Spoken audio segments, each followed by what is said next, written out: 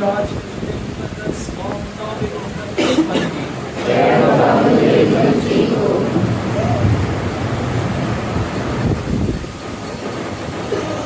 یوسف ان کے ساتھ جتسمنی نام ایک مقام میں آیا اور شاگردوں سے کہا، یہیں بیٹھے رہنا جب تک کہ میں وہاں جا کر دعا کروں۔ اور پطرس اور زبدی کے دونوں بیٹوں کے ساتھ لے کر غمگین اور سخت بے قرار ہونے لگا۔ تب اس نے ان سے کہا، میری جان بے حد موت غمگین ہے، تم یہاں ٹھہرو اور میرے ساتھ جاگتے رہو۔ اور تھوڑا آگے بڑھ کر منہ کے بل گرا اور دعا کی اور کہا، اے میرے باپ، اگر ہو سکے تو یہ پیالہ مجھ سے ٹل جائے، تاہم نہ جیسا میں چاہتا ہوں بلکہ جیسا تو چاہتا ہے۔ تب شاگردوں نے پاس آیا اور انہیں سوتا پایا اور پطرس سے کہا، کیا تم میرے ساتھ ایک گھڑی بھی نہ جاگ سکے؟ جاگو اور دعا کرو تاکہ آزمائش میں نہ پڑو۔ روح تو تیار ہے مگر جسم کمزور ہے۔ پھر اس نے دوبارہ جا کر دعا کی اور کہا، اے میرے باپ، اگر میرے پیے بغیر یہ مجھ سے نہیں ٹل سکتا تو تیری مرضی پوری ہو۔ اور پھر آ کر انہیں سوتے پایا کیونکہ ان کی آنکھیں نیند سے بھری تھیں، اور انہیں چھوڑ کر پھر گیا اور پھر وہی بات کہہ کر تیسری بار دعا کی۔ تب شاگردوں کے پاس آ کر ان سے کہا، اب سوتے رہو اور آرام کرو، دیکھو وہ گھڑی آ پہنچی ہے کہ میں انسان گناہگاروں کے حوالے کیا جائے گا۔ اٹھو چلیں، دیکھو میرے پکڑوانے والا نزدیک ہی ہے۔ وہ یہ کہہ ہی رہا تھا کہ دیکھو یہودا جو ان 12 میں سے ایک تھا آیا، اور اس کے ہمراہ ایک بڑا ہجوم تلواریں اور لاٹھیاں لیے سردار کاہنوں اور قوم کے بزرگوں کی طرف سے تھا۔ اس کے پکڑوانے والے نے انہیں یہ کہہ کر نشان دیا تھا کہ جسے میں چوموں وہی ہے، اسے پکڑ لینا۔ اور وہیں یسوع کے پاس آ کر ان سے کہا، اے ربی سلام۔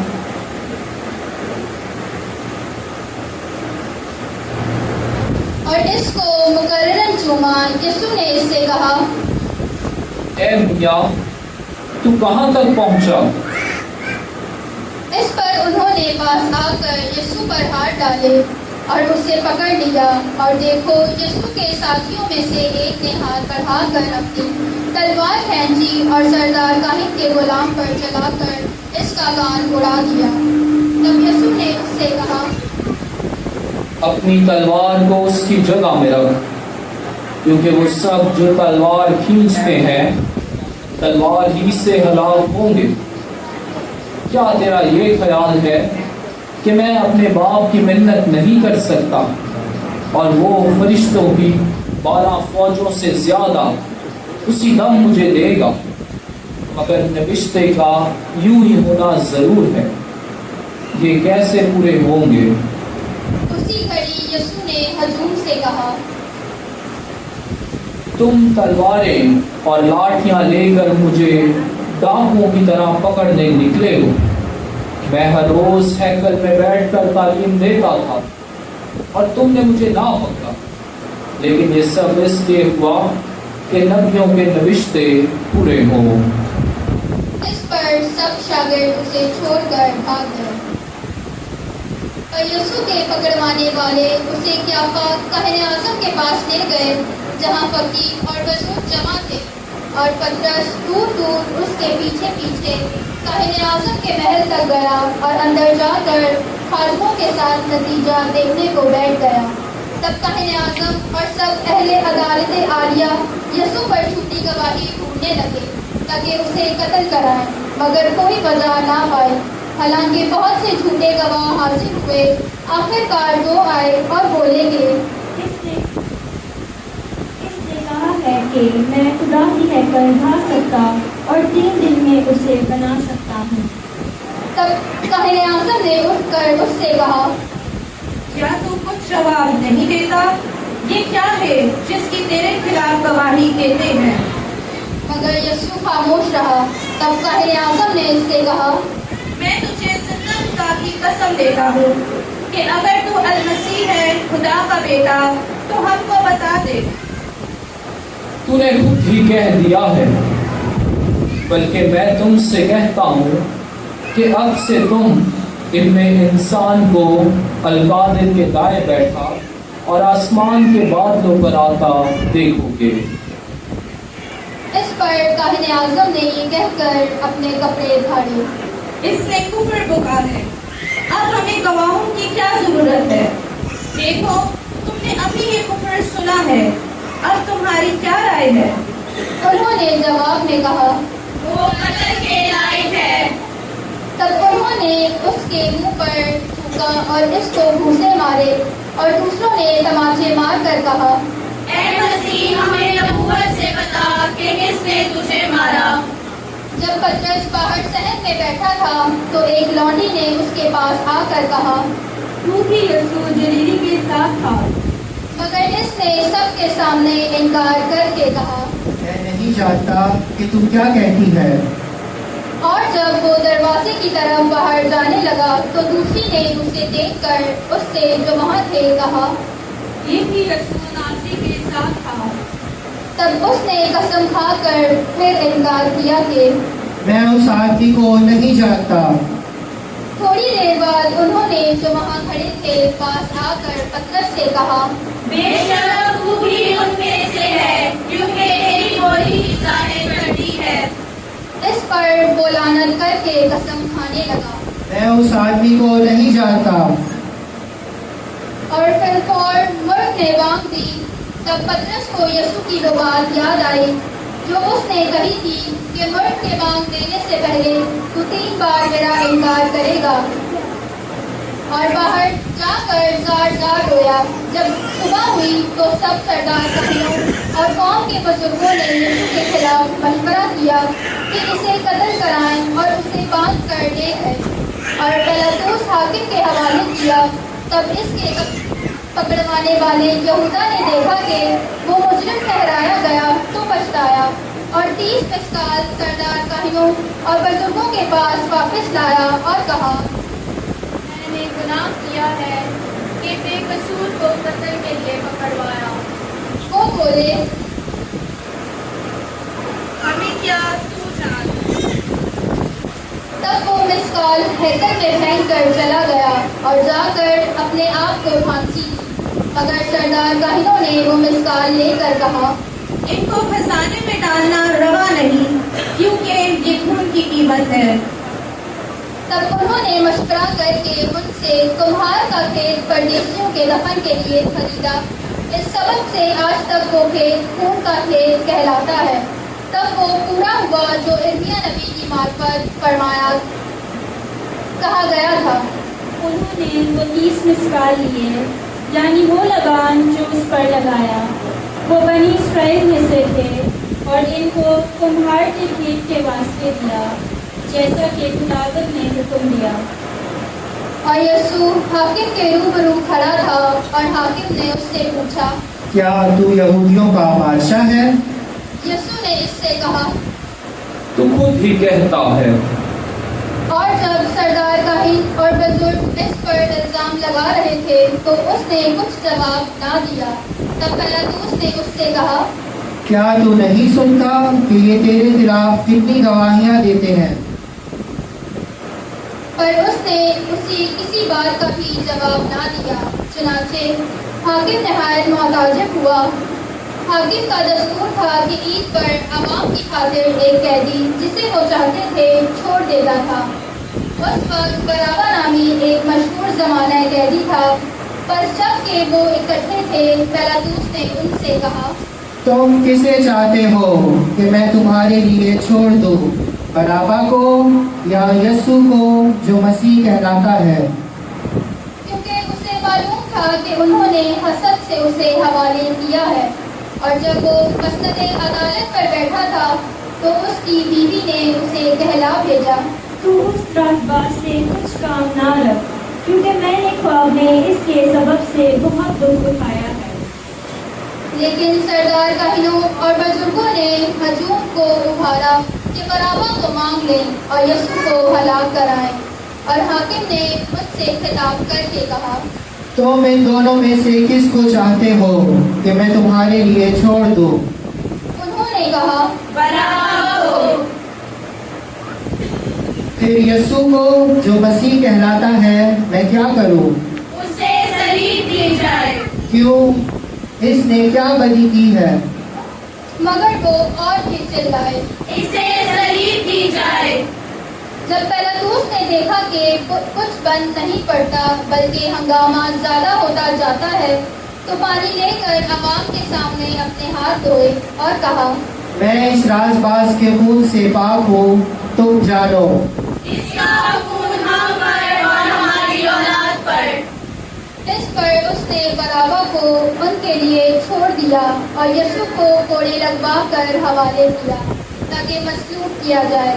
तब हाकिम के सिपाहियों ने यस्सु को किले में ले जाकर तमाम गिरोह उसके गिर्द जमा किए और इसके कपड़े उतार कर उसे कुर्मसी चोगा पहनाया और कांटों का ताज बनाकर इसके सर पर रखा और सरकंडा उसके दाहिने हाथ में दिया और उसके आगे घुटने टेक कर उस पर ठट्ठा मार कर कहा, ऐ यहूदियों के बादशाह सलाम।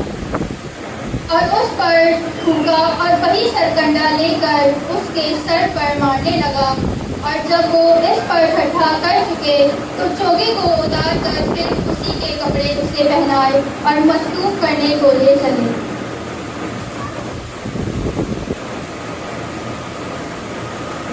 और जब वो बाहर आए तो उन्होंने शमाम नामी एक खैरवानी आदमी को पाकर उसे बेगार में पकड़ा कि उसकी सलीब उठाए। और जब इस मकाम पर पहुंचे जो जलजता यानी खोपड़ी की जगह कहलाती है, तो उन्होंने पथमली हुई में उसे पीने को दी और उसने चख कर पीना ना चाही। और जब उन्होंने उसे मसलूब किया तो उसके कपड़ों पर फुर्रा डालकर आपस में बांट दिया। उन्होंने मेरे कपड़े आपस में बांट दिए और मेरे कुर्ते पर फुर्रा डाला। और वहाँ बैठकर उसकी निगरानी करने लगे और इसका इल्जाम लिखकर इसके सर से ऊपर लगा दिया कि ये यस्सु है, यहूदियों का बादशाह। तब उसके साथ दो डाकू भी मसलूब हुए, एक दाएं एक बाएं। और राह चलने वाले ने पास से गुजरते थे और सर हिला हिला कर इसको मलामत करते और कहते थे, वाह, तू जो हैकल को ढाता और 3 दिन में बनाता है, अपने आप को बचा। अगर तू खुदा का बेटा है तो सलीब पर से उतर आ।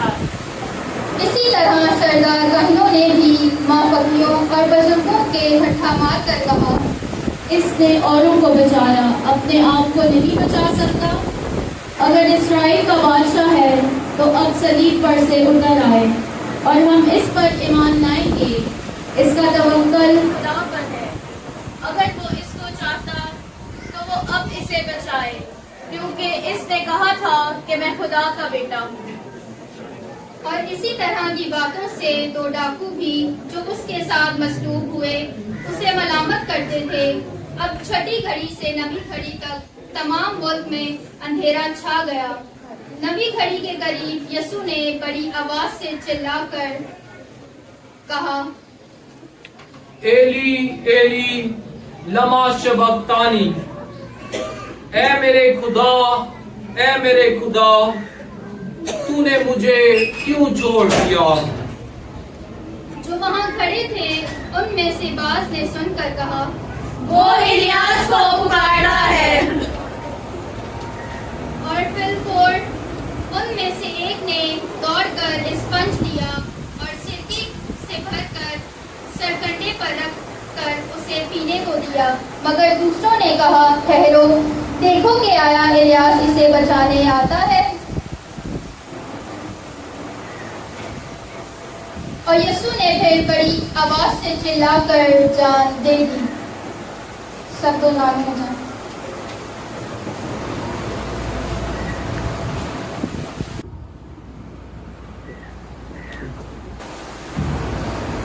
और देखो, हैकल का पर्दा ऊपर से नीचे तक फटकर 2 टुकड़े हो गया और जमीन लर्जी और चट्टानें तड़प गईं और कब्रें खुल गईं और बहुत से जिस्म उन मुकद्दसों के जो सो गए थे जी उठे और उसके जी उठने के बाद कब्रों से निकलकर मुकद्दस शहर में जाकर बखेरों को दिखाई दिए।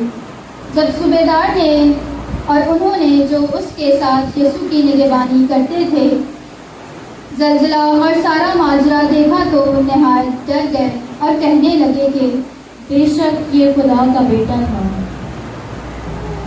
और वहाँ बहुत सी औरतें भी थीं जो दूर से देख रही थीं और जलील से यीशु की खिदमत करती हुई इसके पीछे पीछे आई थीं।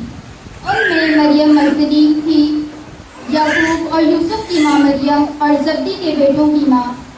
जब शाम हुई तो यूसुफ नामी रामती एक दौलतमंद आदमी आया जो खुद ही यीशु का शागिर्द था। इस पर पिलातुस के पास जाकर यीशु की लाश मांगी। तब पिलातुस ने लाश दे देने का हुक्म दिया।